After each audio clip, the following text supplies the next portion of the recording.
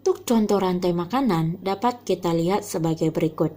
Padi dimakan jangkrik, jangkrik dimakan katak, katak dimakan ular, ular dimakan elang.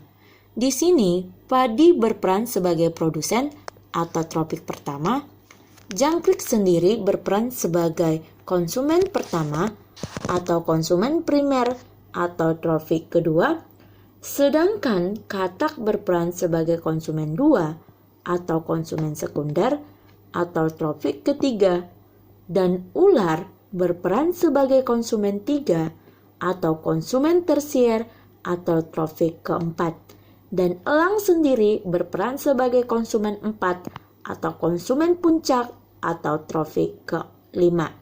Jadi perlu untuk kalian ketahui, tropik itu mulai dari produsen, sedangkan konsumen pertama itu dimulai dari yang pertama sekali memakan produsen. Dan begitu seterusnya. Yang memakan konsumen pertama adalah konsumen kedua, yang memakan konsumen kedua, konsumen ketiga, dan yang memakan konsumen ketiga adalah konsumen yang keempat. Sedangkan tropik itu dimulai dari produsen dan berlanjut seterusnya. Untuk jaring-jaring makanan, kita lihat contoh berikut. Padi dimakan belalang, tikus, bahkan burung kecil. Belalang dimakan katak, katak dimakan ular, ular dimakan elang. Tikus dan burung kecil dimakan ular, ular dimakan elang. Jadi di sini, padi berperan sebagai tropik pertama atau produsen. Untuk tropik kedua atau konsumen satu, itu diduduki oleh 3 individu, yaitu belalang, tikus, dan burung kecil. Sedangkan untuk konsumen 2 dan tropik 3 itu diduduki oleh 2 individu, yaitu katak dan ular.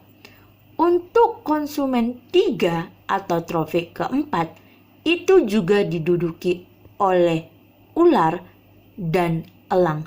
Kenapa ular bisa menduduki 2 tingkatan? Karena ular memiliki jaring-jaring makanan yang lebih dari 1. Nah, kita lihat, ketika kita lihat dari sini, padi, belalang, katak, ular. Jadi ada 4 tropik, 1, 2, 3, 4. Maka di sini dia menduduki tropik keempat. Namun jika kita lihat dari padi, tikus, ular, maka tropik 1, 2, 3, maka di sini dia menduduki tropik ketiga. Jadi berdasarkan jaring makanan ini, ular bisa menduduki 2 tingkatan. Begitu juga dengan elang. Elang bisa menduduki tingkatan konsumen 3 atau tropik 4 dan konsumen 4 tropik 5.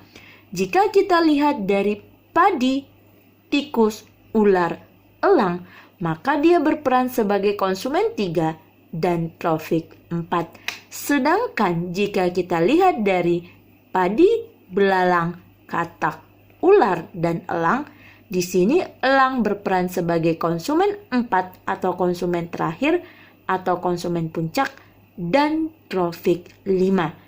Demikian penjelasan kita pada pagi hari ini. Sekian dan terima kasih.